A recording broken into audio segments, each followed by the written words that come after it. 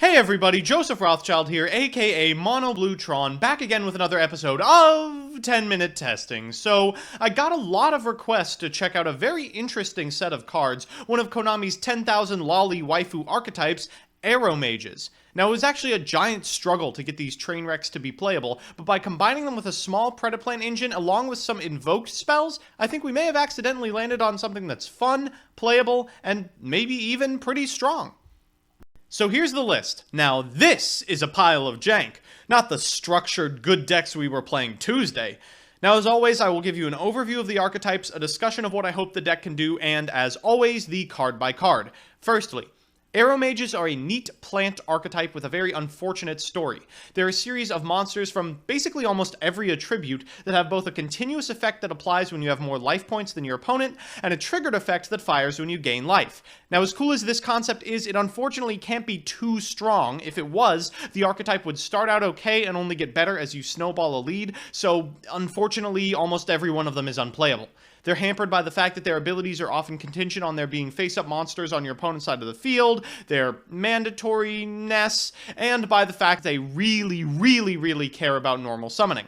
All in all, cool cards that benefit from having high life points, but really not good enough. So, in order to make this archetype competitively viable, we're making a couple of changes.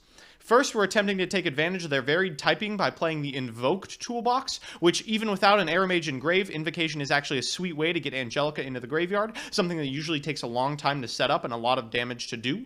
The Predaplant engine allows us to search instant fusions, which can be used either to get Norden, summon a Rosemary we discarded for Orphis, make Bahamut Shark and then Tree Toad, or send an Angelica, finesse the Tribal Synchro out, then instant fusion for a sea monster and make Zulkin.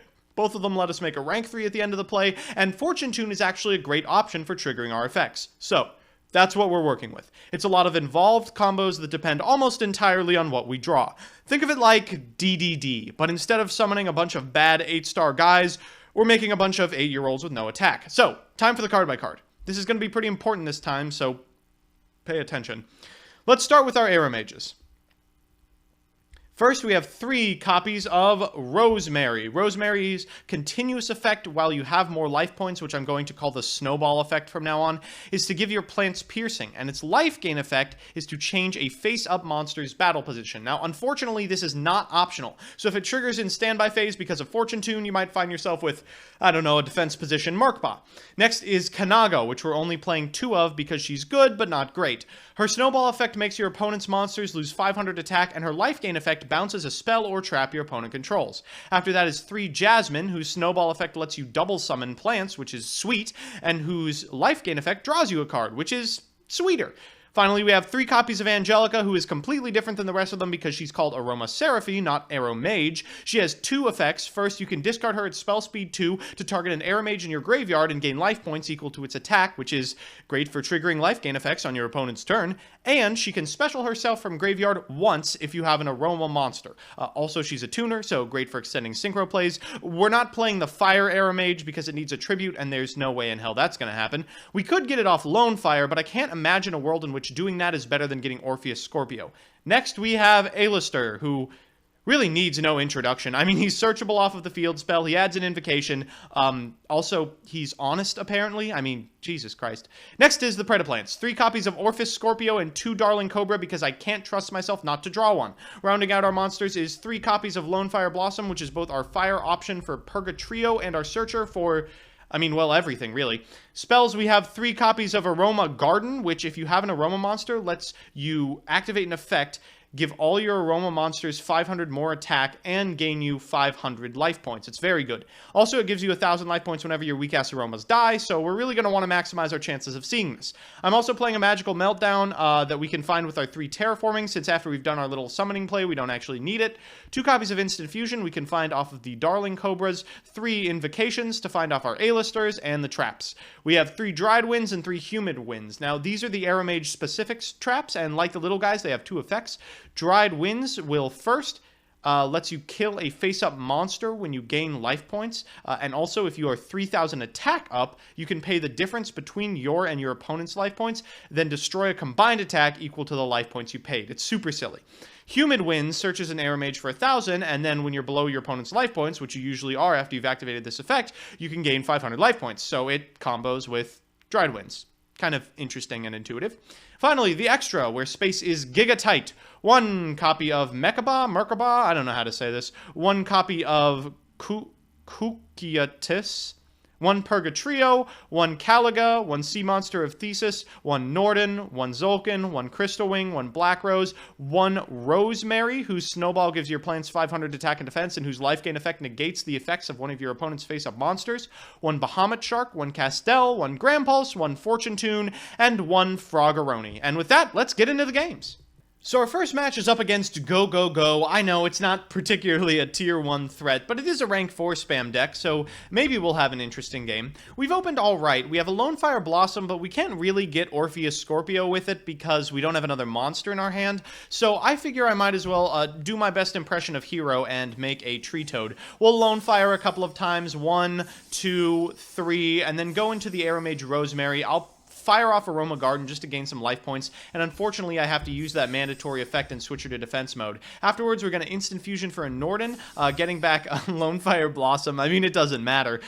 Its effect is negated, so we'll just fire it off as a joke. Then get Bahamut Shark, go into Tree Toad, set Humid and Dried Winds, which hilariously we've drawn into one of each, and end our turn.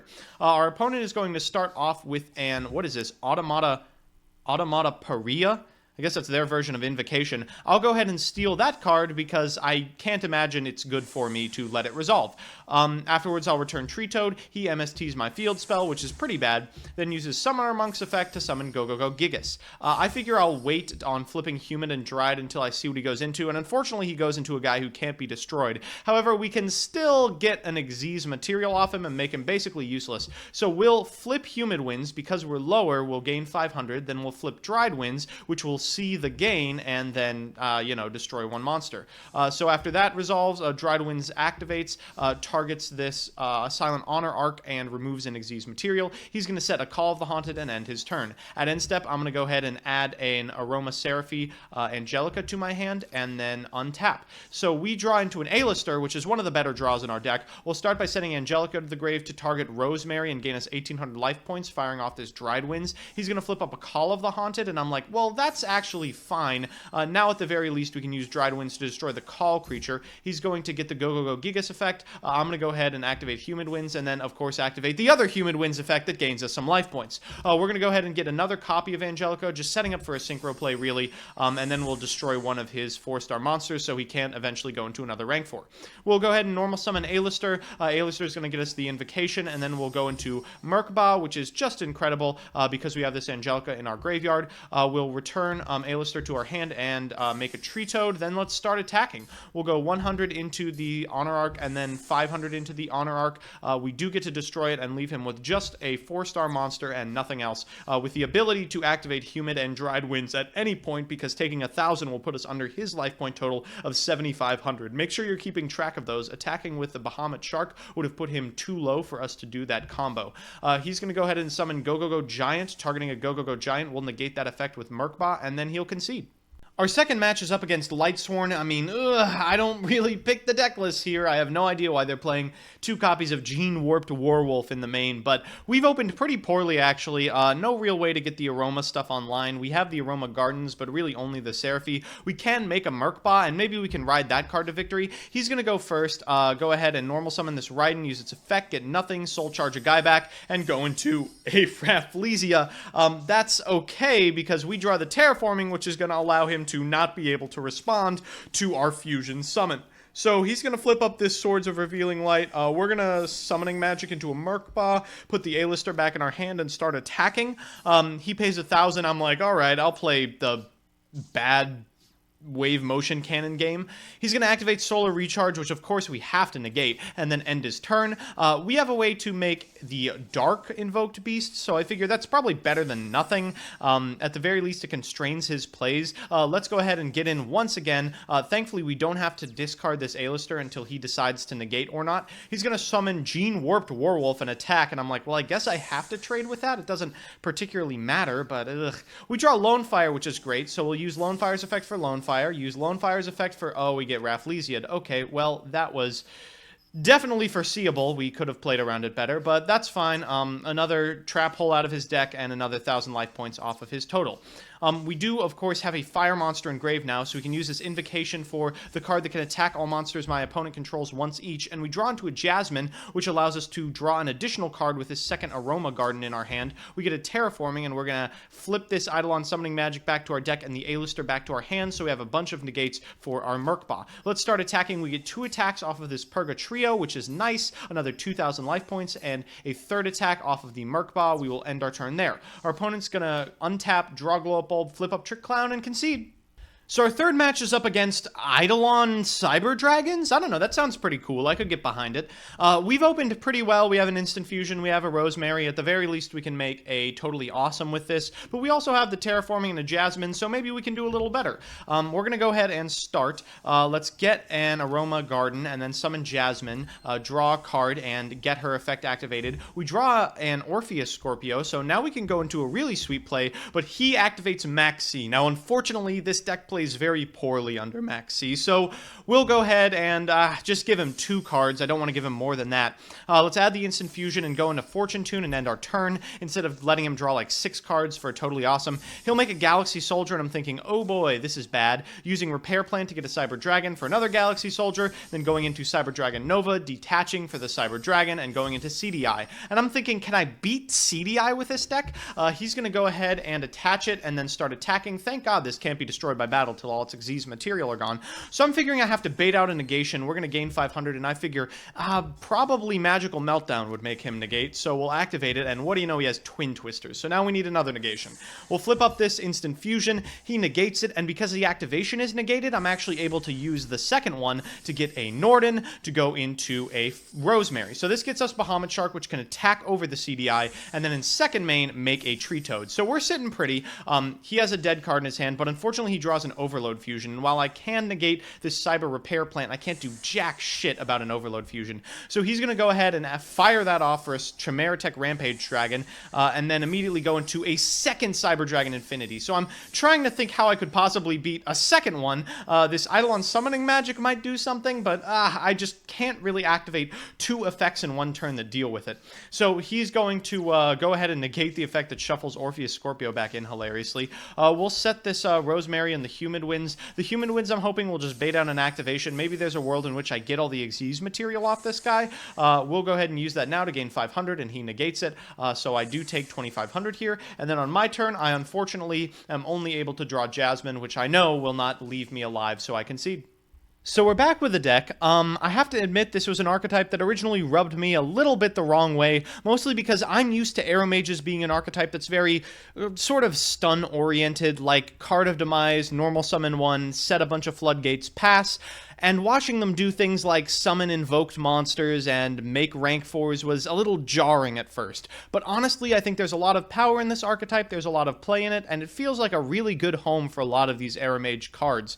The invoked monsters are incredibly powerful, and the ability to go into almost any one of them you want is immensely strong. The Predaplant engine allows us to extend plays and get the incredibly synergistic Fortune Tune, and all in all, I actually think I would recommend this. So that's that. I hope you know it took every ounce of courage I had not to jam Card of Demise and a bunch of stun traps in here and make it like every other Quaking deck that I've built on stream. If you want to see me play the decks that I make on this show, this is usually where I plug my Twitch, but unfortunately I won't be there at least for the next week, I suppose, due to a customer service call that left my computer in tatters. I'm actually recording this on a Chromebook right now, don't ask me how. Finally, if you have an idea for a certain deck or archetype, let me know in the comments section below and I will do my best to accommodate you. Otherwise, I'll see you Tuesday.